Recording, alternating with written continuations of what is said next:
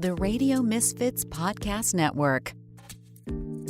Hi, and welcome to Planted with Sara Payan. I'm Sara Payan, your host, and today we have Elise McDonough, brand manager of confections at CannaCraft. She is an 18-year veteran of the cannabis industry. She's the author of Bong Appetit Cookbook from Vice, the official HighTimes Cannabis Cookbook, and Marijuana for Everybody. Like I said, she's currently a brand manager at CannaCraft. She is responsible for confections marketing within California's largest cannabis company. I've known those guys for ages. They were wonderful. Formerly a product specialist for Leafly and contributor to Vice, Cannabis Now, Green State, and Sensi Magazine, McDonough has been quoted in the New York Times, Vogue, and Bon Appetit. The first edibles editor at HighTimes Magazine and judge for world-famous Cannabis Cup competitions from 2002 to 2017, Elise dined upon ganja-infused specialties of underground chefs. We're going to have to talk about that.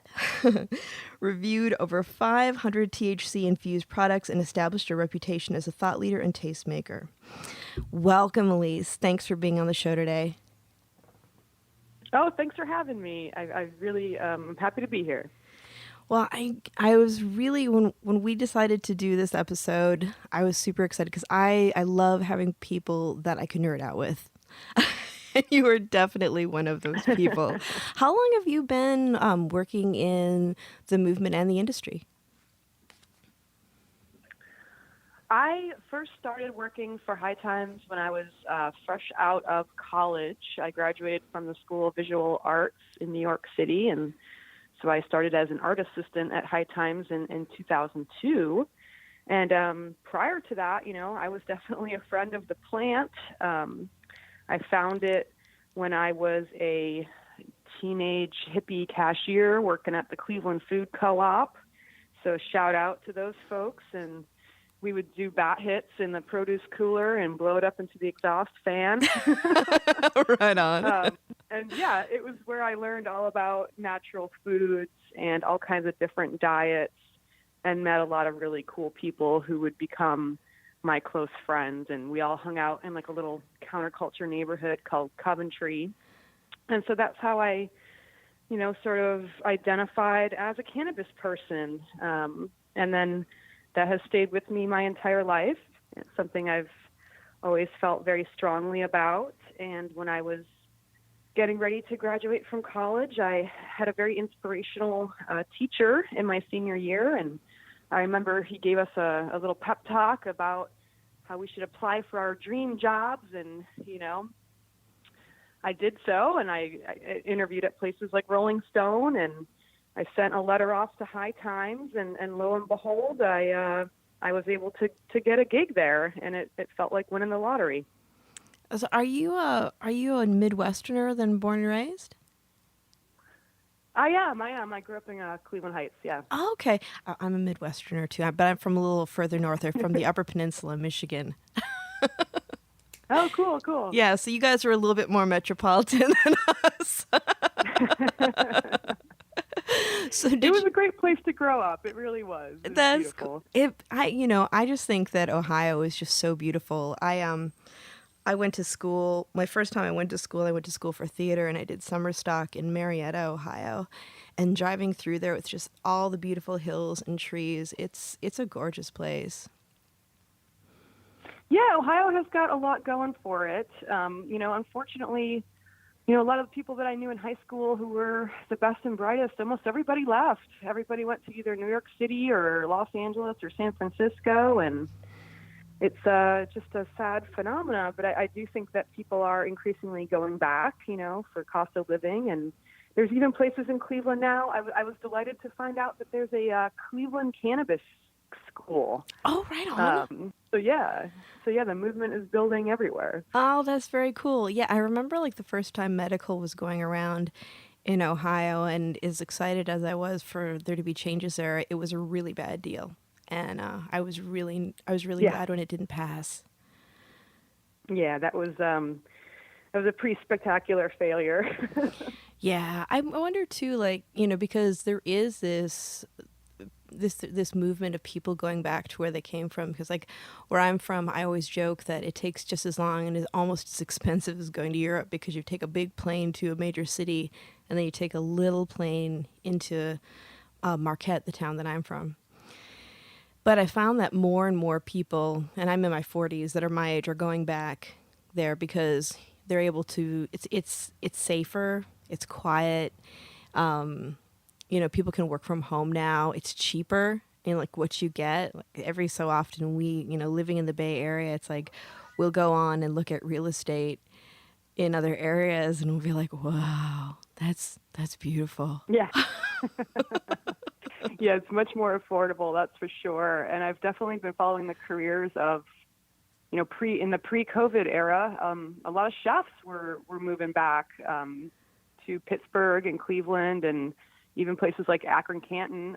It's a lot easier to open up a restaurant, and there's a lot of demand for, different kinds of cuisine. So I've been following sort of the return of people, some of my good friends from high school.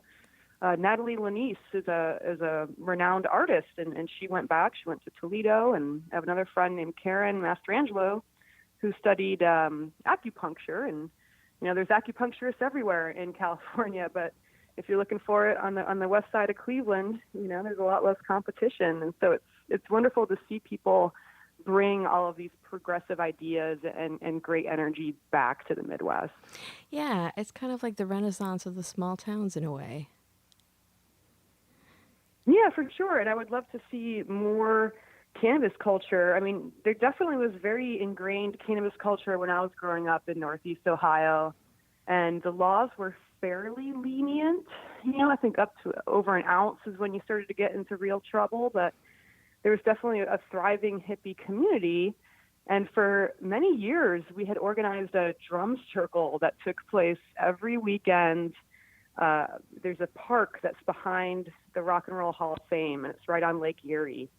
And so we'd get the hippies from the east side and the hippies from the west side would all gather together, and we'd have like a little potluck dinner and hang out and drum. It was a cool scene. I love that. Growing up in Michigan, it wasn't quite the same. It was like you would go to jail for resin in your bowl, unless you're in Ann Arbor. And then, we all dreamed about being in Ann Arbor, especially for Hash Bash.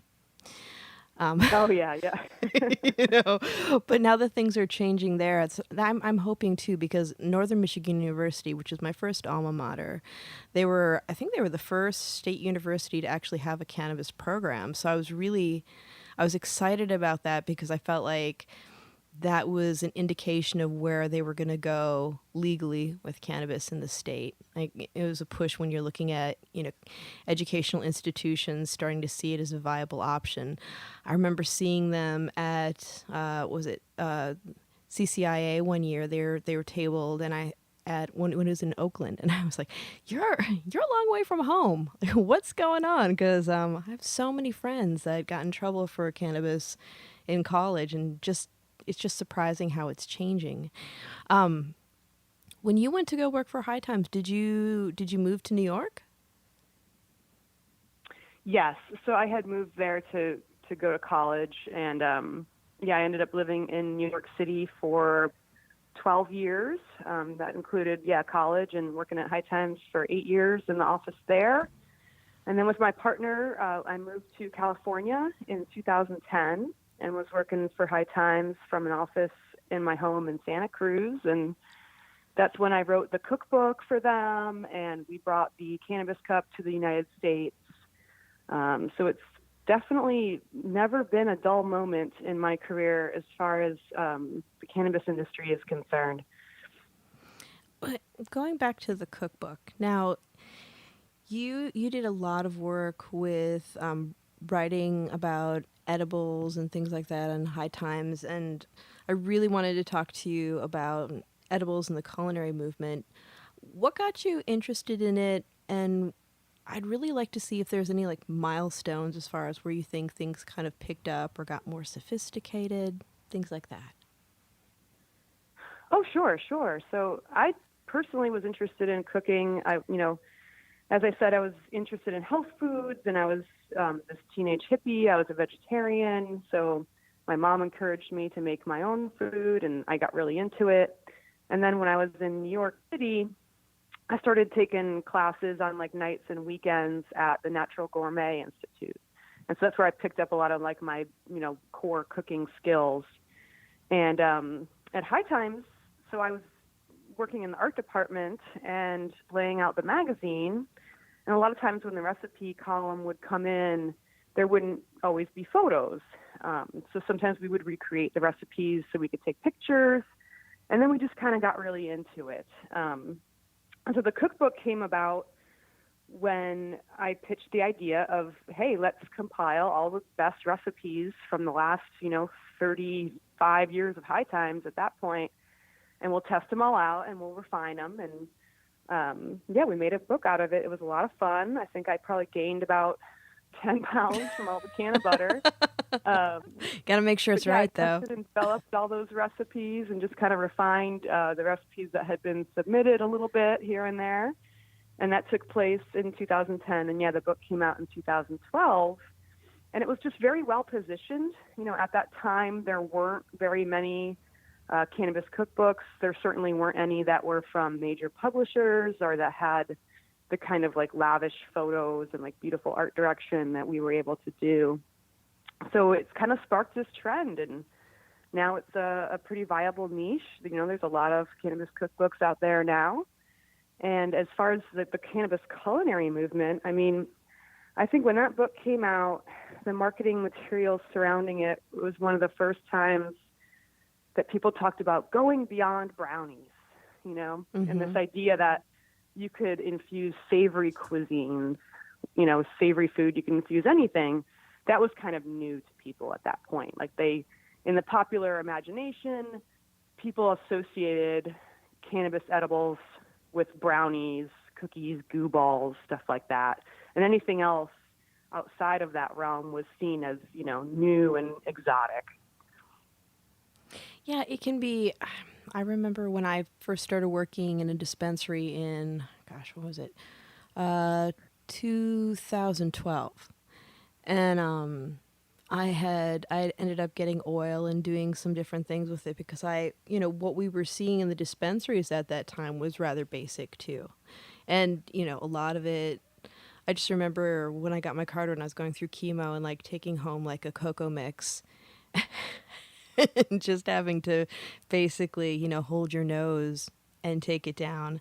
And you're just thinking about the different ways that you could make something that's more sophisticated and tasty. And there's been like in the past 8 years, there's been so much change around what we're even seeing in dispensaries and the flavors of them, even to the point where you have to have the conversations with people like, it tastes wonderful, it looks beautiful, keep it in a cabinet that somebody who doesn't, you don't want to accidentally give somebody your edibles. And not that it's a big deal, because in some ways, it's scary, but it won't hurt them. But it is really like back in the day, somebody knew when it was my cannabis cookie because it was, not so tasty. And now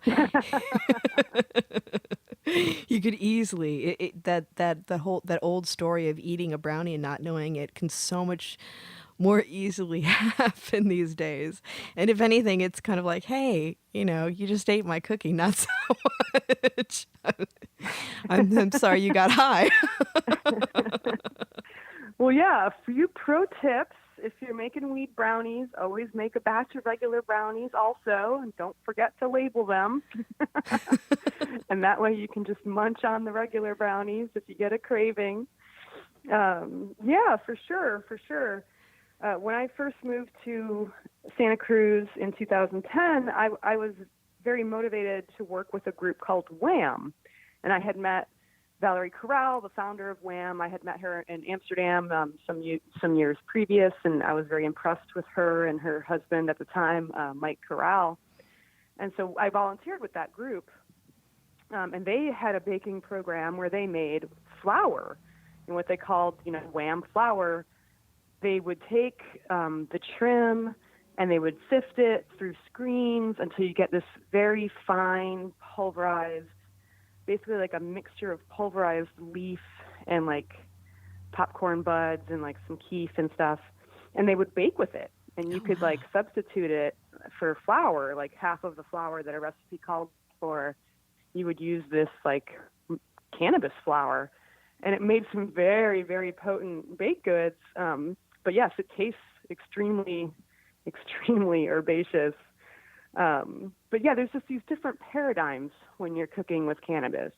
Are you trying to maximize the potency because you need it to treat a medical condition, or are you trying to just microdose and like add a little bit of flavor? And so I think in the early years of cooking with cannabis, it was so rare and precious, when you're in the prohibition paradigm, that you're trying to maximize every little bit and get every, milligram of THC out of there and make it as efficient and potent as possible. And I think that has completely transformed in the last couple of years to now like a mainstream trending idea of,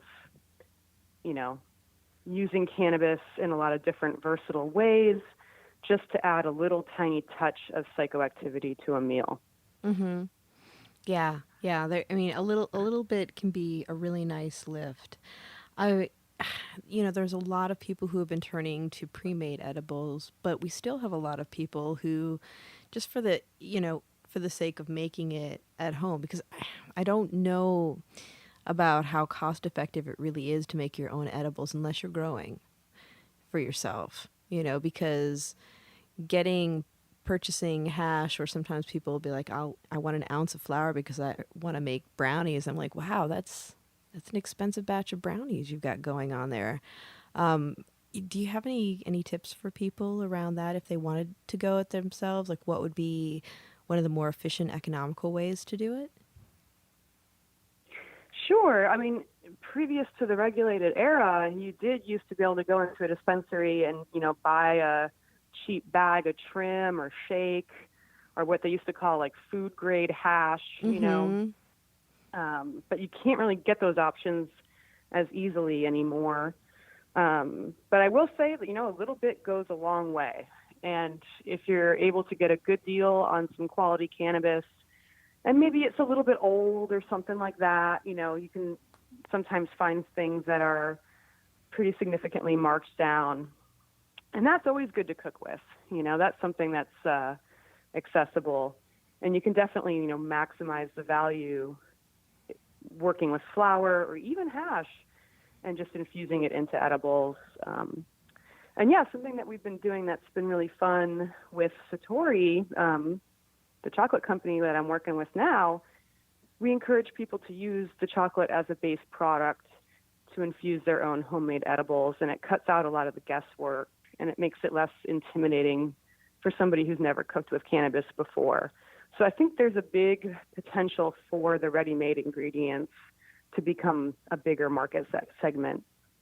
I totally agree with you on that. I think that it's really important that, back in the day when we did a lot more home baking for our edibles, it was always kind of an iffy thing as to how much you were actually taking. And I think for successful use, so that we can, some people, get nervous about euphoria, but I think that more so, it's just, we should always be aware of our milligram amounts, just because it keeps us in touch with our bodies. And so if people are wanting to use it in their lives more, they'll know what amounts are appropriate for what times in their day. And being able to use a product like Satori as a base for other recipes is a really great way of being able to control dosage. And actually, segging into that, how did you get involved with CannaCraft, and let's talk about the products and what you're looking at with that. Yeah, sure. So I had been following CannaCraft obviously for a long time. It's a company that I greatly admired. They're very authentic. They're old school growers, and they developed Care by Design, which has helped and healed so many people. And that's pioneering the CBD ratios and really popularizing the idea of CBD. And they were way ahead of the curve on that. Yeah, they were. To the extent that they own CBD.org. I know. I love that every time I see that. Yeah. Through their work with Martin Lee and Tiffany Devitt, who heads up Care by Design these days, and their partnership with Project CBD, they just really did a lot to educate consumers and give them solid science-based, fact-checked, reliable information, which was so lacking, especially in the early days of the CBD craze. So yeah, it's a good group of people. I was very excited to be able to go up and work with them. And today I'm developing some new products and some new brands, as well as continuing to refine and innovate at Satori. And, as somebody who had been in the industry for a long time, people gift you things. And so I would get a lot of edibles, it's like an embarrassment of riches, but people would just give me more edibles than I could ever consume realistically. But still, the Satori CBD almonds were something that I would go into a dispensary and spend my own money for. And like when I was looking for people to work with, I was like, that counts a lot. Yeah, it truly does. You want to really love the product. Yeah. I totally understand that, because I get a lot of product gifted to me too, and it's really something when, it is it's a very fortunate thing. But when you actually like something enough that when you're out, you'll go back and get it, that speaks volumes about a product. Yeah, it sure does. It's really tasty chocolate, really wonderful natural ingredients, the dried blueberries, the dried strawberries, California almonds. And I love working with our pastry chef, Matt Kolzicki, who's classically trained. He has a background at K&M Chocolates, which is served at the French Laundry. So I learn a lot from him, and we have a lot of fun trying out new ideas. So it's a great environment for creativity. Do you work with both milk and dark with those products? Yes, we do. What's the percentage of cacao in those? The dark chocolate that we currently use is 55%. And I think the milk chocolate is around 24%. I'd have to check. Yeah, it always seems like now that we're getting more sophisticated consumers, people are asking about, they get captivated by the percentage of cacao and the sourcing and things like that, whereas before it was more of how strong is it and, does it taste good? Yeah, you're definitely seeing more consciousness around ingredients, more consciousness around health, which is great. Yeah. So yeah, we strive to make the highest quality products that we can, and to make sure that we're sourcing from a responsible supply chain where we can make sure that it's fair trade certified and non-GMO, and that's very important to us. I think that, and I've said this in other episodes as well, but I think that cannabis as an industry has this unique opportunity to really set the standards for not only, we're working on social justice, but that's a very uphill battle, but also just like standards, especially because our products are held to such higher standards than produce, grapes, for vineyards or anything like that, which is crazy. But maybe, there's a middle ground between that and what we're seeing in other, consumables as far as, just grocery store products. Oh yeah, I mean, the California regulations hold us to a standard that's beyond organics. Even sometimes with the 10% variance limit, that's a stricter threshold than some pharmaceuticals operate under. Yeah. So yeah, people need to realize that they really have dialed it in as far as making sure that cannabis products are as clean and safe as they can possibly be. And I was just thinking too, I'm kind of leapfrogging a little bit, but we were talking a little bit about how cannabis has started to change, especially like the culinary movement around it. And then you were talking about your colleague at CannaCraft, who's a chef. And then I was mentioning, how things sometimes didn't taste so great before. But the flavor of cannabis itself can be really pleasant, paired correctly. And, when we're looking at some of the more high-end culinary experimentation with cannabis, what are you seeing as far as that goes, like with food and terpene profiles and pairings and things like that? Yeah, I mean, what I love about the cannabis culinary movement is that there's so many different ways that the cannabis plant can be used as an ingredient and ways that cannabis and food can intersect. Like all the way from just pairing strains with the flavors of the food that you're serving, to infusing the food, to using the raw plant as an ingredient. There's just so much that you can do with it, and I just love it. I love it. So I think as far as using flour or trim as an ingredient, obviously there's a lot of chlorophyll in there. That's what gives you that grassy flavor. So a lot of people have developed methods to try to make the flavor less obvious.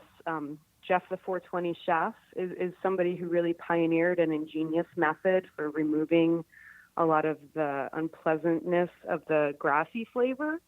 But I just like to look for recipes where you can work with it. It works well with other herbaceous recipes. It works well in chimichurri. It works well in pesto.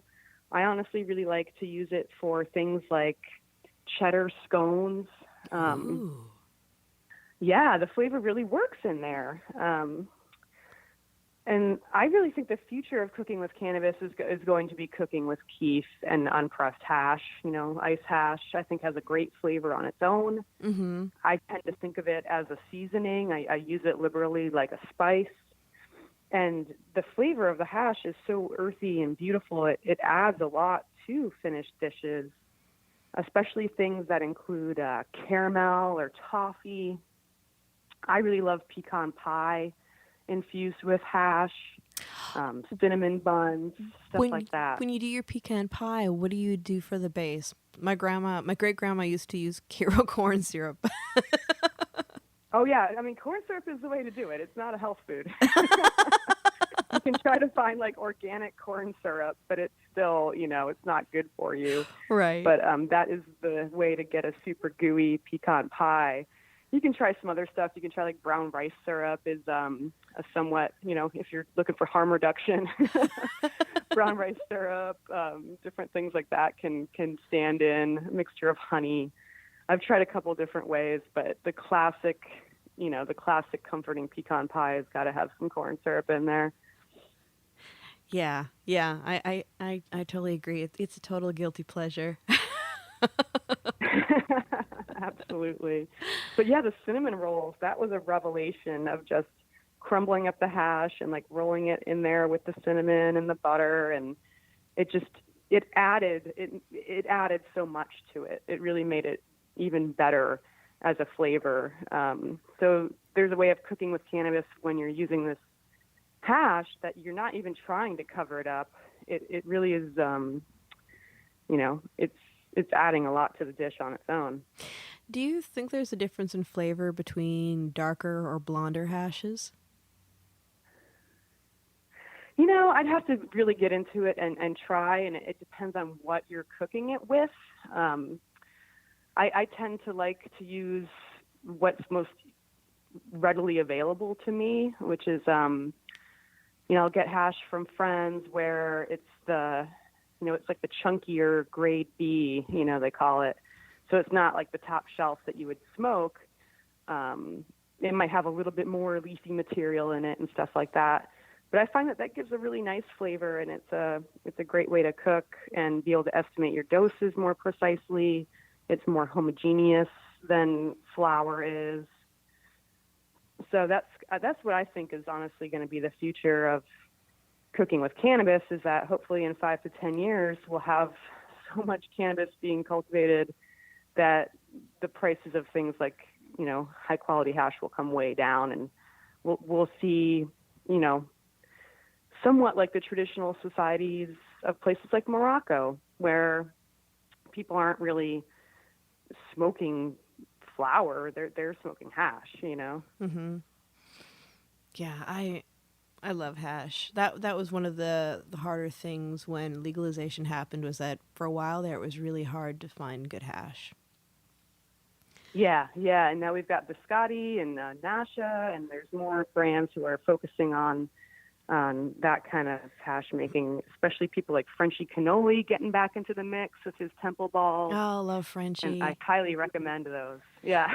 Yeah. Do not I sleep on the temple balls if you see them at the store. Oh, what was it? It was a couple years ago. I picked up one of his temple balls, and I cracked it open, and it was just so, like, just the process of like how the scent changed as it was exposed to the air, like, where it kind of went from like more spicy to more chocolatey. Like, it's just like his hashes they're alive. Yeah, they're incredible. And it always reminds me of being back in Amsterdam. And yeah, you just can't get hash like that here. Yeah, yeah. I've heard good things about Papa and Barkley's hash as well. Oh, interesting. Yeah, there's a lot Yeah. of stuff that's come out that I haven't been able to try yet. I am partial to the Space Coyote collabs. Those are usually pretty nice. I picked up a good one that was infused with some Utopia ice hash, and that was delicious. Ooh, that would be good. That would be really good. What's your besides edibles, what's your favorite way to use hash? A lot of times I'll just sprinkle a little bit of it onto a bowl. That's just kind of my old school habit. I like to put it into joints sometimes. I have a Puffco and everything, but I just use it so rarely. I never really adopted dabbing. Mm-hmm. I guess I'm just too set in my ways.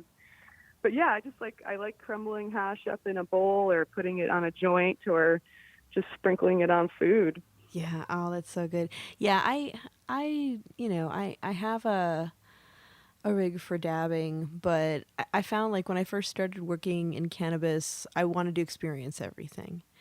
And that was like when dabbing was very, very new. So I had like, actually, when I moved from my place last year, I finally got rid of it, but I had a big old glass on glass rig with like the old titanium nail.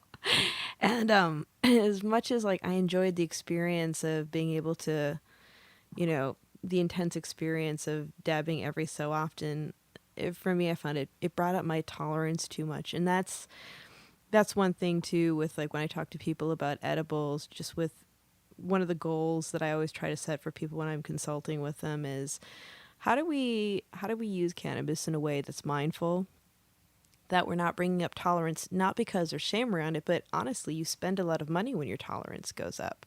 So when people have light tolerances and they act embarrassed about it, I always look at them and I'm like, nah, you're in a good space. You save a lot of money. You don't understand. Oh yeah, yeah. You should never be embarrassed of a low tolerance. I think there's some attitudes that are being left behind from the previous versions of cannabis culture, where it was like this sort of macho thing of, can you take this giant dab and cough your lungs out? Yeah. I think it's not a competition to see who can get the highest. I think we should all just enjoy it in the way that makes you feel good and comfortable. And yeah, otherwise it just becomes like expensive cigarettes, and who needs that? Right, that's it. And our bodies just are so different with the way we metabolize it. I mean, my my partner, he's my fiance, he's a big guy and he smoked a lot when he was younger, but as he's gotten older, I jokingly refer to him in my classes as my two-hit wonder because he's twice my size. And he takes, now as he's gotten older, it's just 2 hits and he's fine. And, after years of touring on the road as a musician, you'd think he'd have a higher tolerance too, but not necessarily the case. And one of the things that we've really been getting into, I've been doing it for years, but I just started growing just like a few small plants in our patio, is, using the leaves in our smoothies and really taking advantage of just the balancing effects of the non-euphoric use of cannabis plants. And I saw, because I was prepping for us to get together today, and I saw that recently you actually posted a tweet on Twitter about juicing. Oh yeah, yeah. Juicing was something that I got into, in 2010 when I had come out here and was volunteering with Wham. That was something that they were exploring, And Dr. William Courtney at that time was getting a lot of attention for juicing. Yeah. And it's a really great way to get the acidic cannabinoids and just use it as a health food. And that's something that I still do to this day is, when I'm growing plants like I am now, I'll take some of those bigger fan leaves and just throw a little bit into a smoothie, and it's really wonderful. And I would love to see a future version of the regulated marketplace develop a way to have, cannabis juice bars. It's non-euphoric, and I think that I would love to see just bags of leaves for sale, just like you can get a bunch of kale. Yeah, that would, and people are so surprised by that. But then again, you still have a lot of people referring to cannabis as leaf rather than bud. So there's a little bit to go with the education. But just like going back to like using, and actually for our listeners, there will be a lot of people who will know about this, but I'm sure we'll have some people who aren't familiar with it. Would you want to talk a little bit about the decarboxylating of cannabis? Oh, sure. So when the plant is alive and it's a, raw, fresh plant grown out of the ground, even if it's flowering, it's not going to make you feel euphoric. If you rip those flowers off the fresh plant and try to smoke them, it would be impossible. So yeah, in that state, it's non-psychoactive, and you can juice the leaves. You can juice fresh gooey buds if you so desire. And it's the process of drying or heating the plant that we know of as decarboxylation, or decarb for short. That process converts the acidic form of the cannabinoids to their psychoactive form. So as they're decarboxylating, they are slowly becoming activated, and the THC is becoming psychoactive. So if you ate a dried flower, if you ate a dried bud, you would probably feel some highness off of it, but not a lot because it hasn't been fully decarbed. And if you're not eating it with any sort of fat, your body isn't going to absorb as much of the cannabinoids that are in that bud. That's what you see happen a lot with dogs.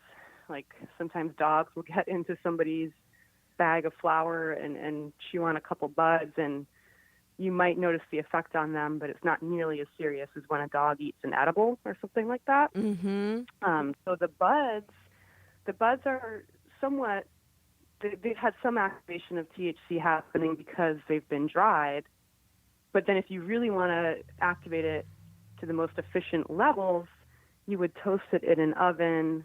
And there's a lot of different studies that have been done on the optimal time and temperatures for decarb. Mm-hmm. And then you just kind of toast your buds, and that activates more of the cannabinoids. So then when you infuse it into a fat, you will be able to get more high. And that's kind of what I'm talking about, of like the paradigm of prohibition and trying to wring every single little milligram of THC out of that pot that you could possibly get. That's what led to a lot of like gnarly tasting canna butters that were super green. So there's some chefs these days who will skip the decarb step and decarb as they're infusing, and you get less of like the toasted taste of a decarb bud. I personally don't like how decarb bud tastes. Like that toasting really changes the flavor. Yeah. But yeah, many people regard it as a necessary step. I feel that depending on what issues you're trying to treat, you can skip it if you want to, and especially if you're simmering something for a long time, it will decarb in the cooking process as well. Well, and I'm wondering with that, if you're not doing a two-step process and you're just decarbing as you're infusing, how much of a fuller spectrum you're getting as well? Yeah, it would be interesting to find out. I know that there's people who have been working on different lab tests to determine that. It's fascinating to me, and that's why when I was at HighTimes, one of the bigger projects we did was called the Ultimate Canna Butter Experiment, and we took the same flour, we took the same kind of butter, we made canna butter using 4 different methodologies, and then we had it lab tested to see how it returned as far as converting cannabinoids. And it was fascinating, So there really are a lot of different methods that you can adapt to, your level of skill, the kind of gear that you already have on hand. That's one thing I love about cooking with cannabis is that you really don't need to buy a lot of fancy equipment. You can almost always use whatever you have on hand to make an infusion. Mm-hmm. Yeah, that's so true. But if you were to go fancy, have you done any experimentation with cannabis and sous vide? Oh, yeah, I love that. I was imagining you had. I love doing it with mason jars. Yeah, I love just, that's one of my favorite infusion methods, and that's what we predominantly used for the Bon Appetit cookbook, is sealing the cannabis and the fat in a mason jar, and then you put them in a hot water bath and you simmer them. And that way you can do simultaneous fats all at once. So if you have like a jar with cannabis and coconut oil, and a jar with cannabis and butter, and a jar with cannabis and olive oil, then you just simmer them all together, and then you've got your whole little cannabis pantry ready when you're done.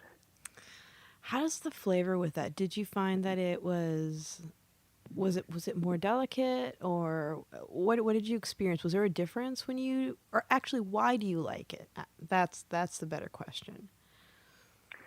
It tastes slightly better to me than it does when you toast the buds first.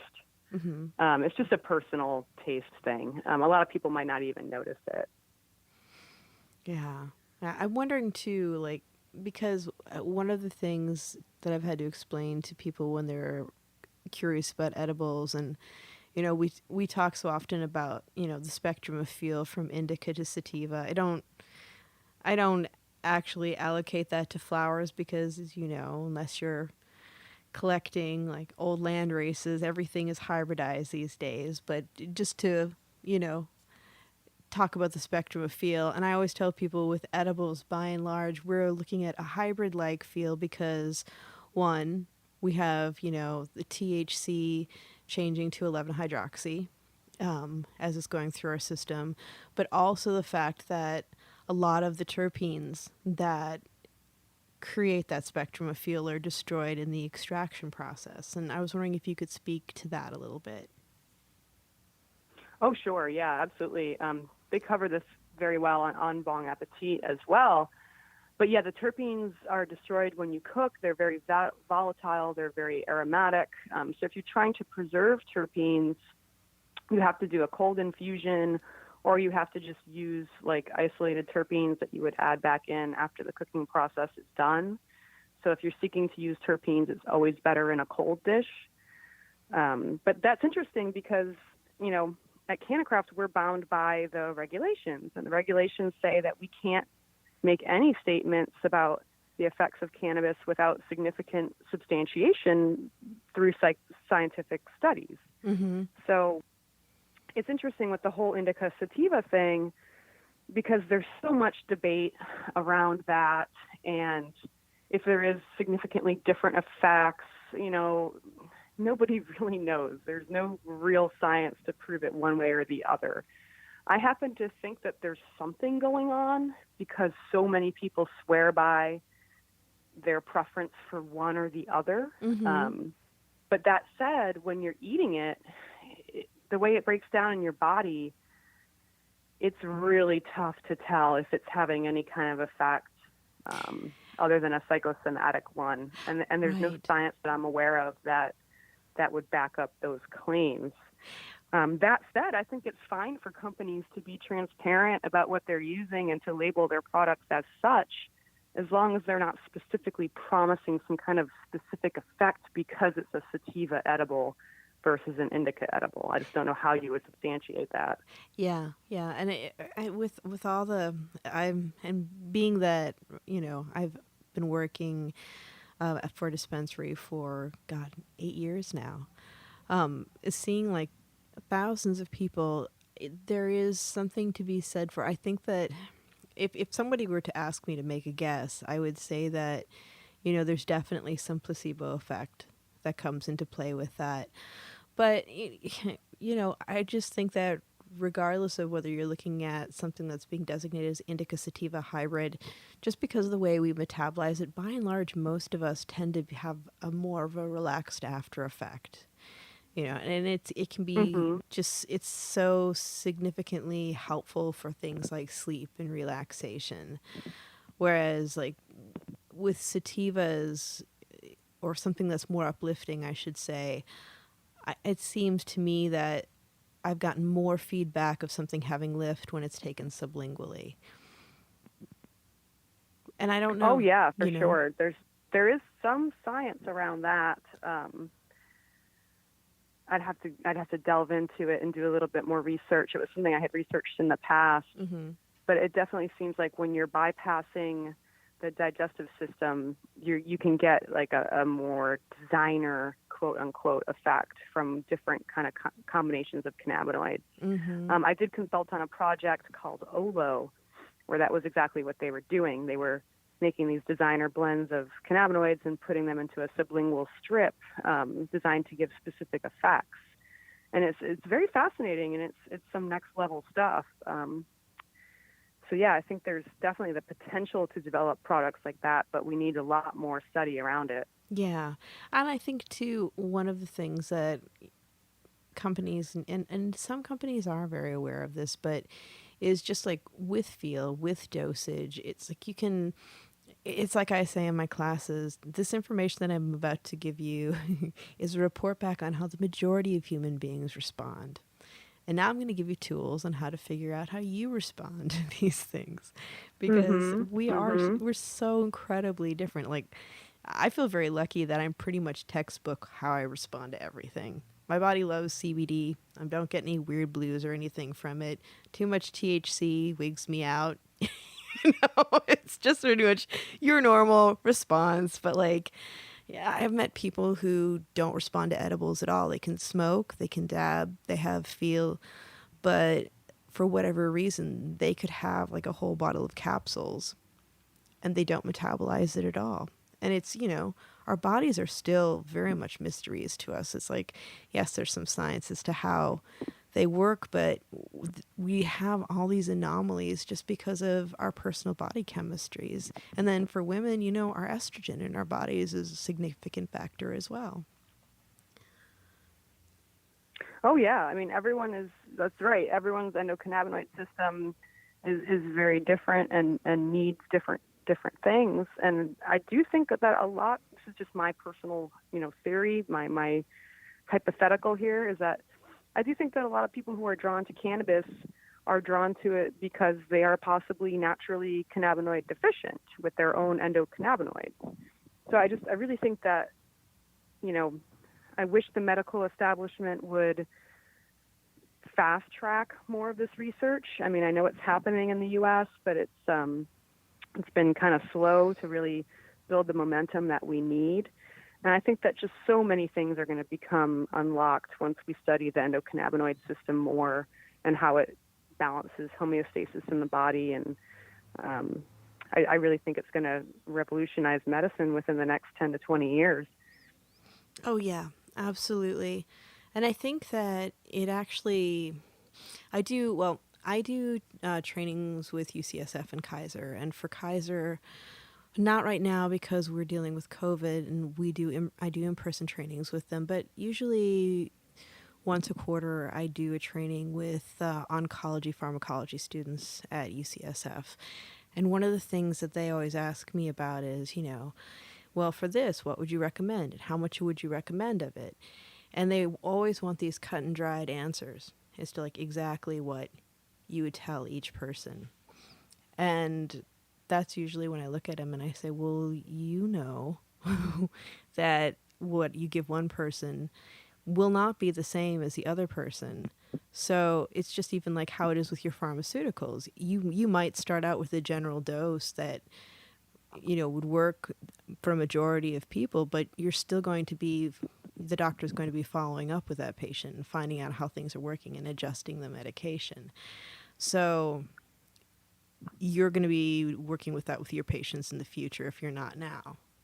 And they first stop, and then they're like, give me a knowing look, and they're like, oh yeah, I guess that's right. So I'm wondering too if working with cannabis for some people, some medical professionals will give them more of a mindfulness too about how to work with people and their individual bodies, because with the way insurance has become and we have 15 minutes with our doc and it's like in and out without barely any conversations sometimes, or not enough to get the full picture, which is why we have a lot of people who get really late diagnoses, especially with things like cancers. I'm wondering if it can help create more mindfulness with that as well. I know I just went on a tangent. Oh, sure. I mean, no, I mean, it's interesting. It represents this shift away from, the way that Western medicine seeks to reduce everything to, isolated compounds and really compartmentalizing what causes disease. And like, that's valuable and that serves a purpose. But like, we have to, like, the trend towards treating the patient holistically, I think, is really where we want to be, and trying to prevent problems before they start. And I think cannabis is definitely a part of that, And it was very interesting when I was volunteering with WHAM. They served, 200 low-income patients who were struggling with either terminal or chronic illnesses. And for those people, WHAM provided so much more than just their plant medicine. WHAM provided this community and these opportunities to volunteer and connect with people and have social support. And I just always wished that we could have quantified that value in terms of what it saved, the state's safety net, as far as we're providing this community-based healthcare and community-based safety net through WHAM. That model is something that I really think could be replicated in other places. Yeah. And I'm still in touch with them, and I'm still, trying to help them out when I can. And so they're back with a new brand called WHAM Phytotherapies. I love Valerie. And I would urge people to check it out. Yeah, Valerie's amazing. Yeah, that was one of the things that made me sad with the passing of 64, was that the services that dispensaries were able to offer and support the community with went away. But even more so, like, I remember sitting and talking to one of the founders of Champ in San Francisco, and he was talking about how it was Michael Aldrich, and he was talking about how during 9/11 they got a call. When that happened, they said, we should open the dispensary early because people are going to be looking for support. And when they showed up, there was a line already going down the street. So they ordered pizzas, and they were there as a community to support one another going through something traumatic. And they had, that was when it was medical. So people were coming and they were having a lot of issues. And we have a very large indigent population that relies on cannabis for relief as well.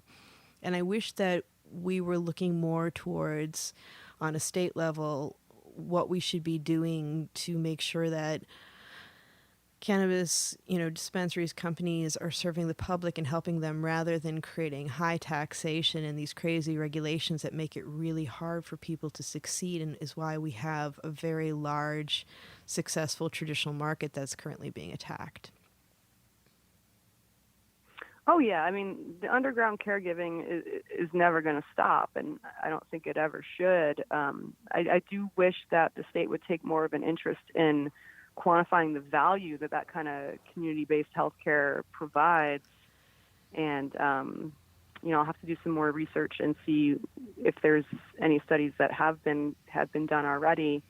But yeah, I think there's so much more to it than just the cannabis. When we were working in the WHAM garden, the patients would come up there, and depending on everyone's, abilities and skill sets, some people would sit and trim, or they would make capsules, or some people would go out into the garden and leaf all the plants and water. And just the process of seeing those plants grow and having somewhere to go and people to be with was very healing in and of itself. Yeah. And I think that a big part of what's missing in our current insane healthcare system. Yeah, well, and I think it's something that we really need to work to not lose in cannabis, because there's definitely been shift. And I know for myself personally, that was one of the very big reasons that I chose to stay involved, was because it was helping people in a face-to-face but greater scale than I had been able to do in my work prior. And that's it, personally for me, I find is very valuable, and it's one of the things that a lot of my once critically ill patients, but now are critically ill visitors to my store, since we can't call them patients anymore, that they miss is that, we had a therapist that had classes for anxiety and depression and, people going through cancer or what have you. And I just think that as members of our society, just like economies and businesses should always be doing more to support the community, which, I mean, now in the time of COVID, we need more than ever, although we are going to have to be creative in how we do it. But before we end, because we are running out of time, and I could talk to you all day. I really want to, before we close, just and I know that there may be some things that are under development that you're not able to talk about right now, but for the future of your work and things that you're looking forward to, either with your private practice or with CannaCraft, would you want to share that? Yeah, we got some things in the works that I can't quite talk about yet, but we are introducing a seasonal menu, so there will be different confections and different flavors every season, and that's something that I'm really excited about doing. The first one that we launched was the s'mores bites, so those have been out all summer, and that was just like a really fun little confection. It's a fluffy marshmallow that's rolled in cannabis-infused chocolate and graham cracker crumbs. So you really get all of these nostalgic flavors in one bite. So yeah, that was our first seasonal flavor. So we're going to be doing more limited edition flavors like that. We also recently launched mints. So we're going to be doing some more work around the mints and beverages and all kinds of things. It's really like the Willy Wonka cannabis factory over there. And otherwise, yeah, I've just been hunkering down here at home and watering my plants every day and doing yoga with them, and hopefully we'll have a better 2021. But yeah, I would love to catch up again sometime, and we'll stay in touch for sure. Oh, that's awesome. Yeah, I would love that too. You're always welcome to come back whenever you want to just visit or talk about something. And also, so for our listeners, so that they can check you out, how can they find you online? Yeah, absolutely. People can find me on Twitter at Elise McD420. So that's ELISEMCD 420. As well as on Instagram at Cannabis Edibles 420. And yeah, hit me up, ask me questions about infusions. I'm always there, and I love to help people out. Thank you so much. And thank you, everyone, for listening. That was Elise McDonough, brand manager of confections at CannaCraft. And check out her books, because she was writing some really great award-winning books even well before she was doing her great work with CannaCraft. To follow us on social media, on Twitter, it is Planted with Sara.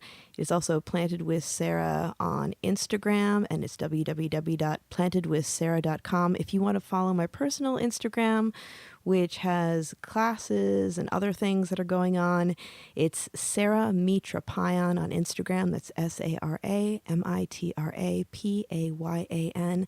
Thank you, everyone, for joining us today. I hope you had as much fun as I did.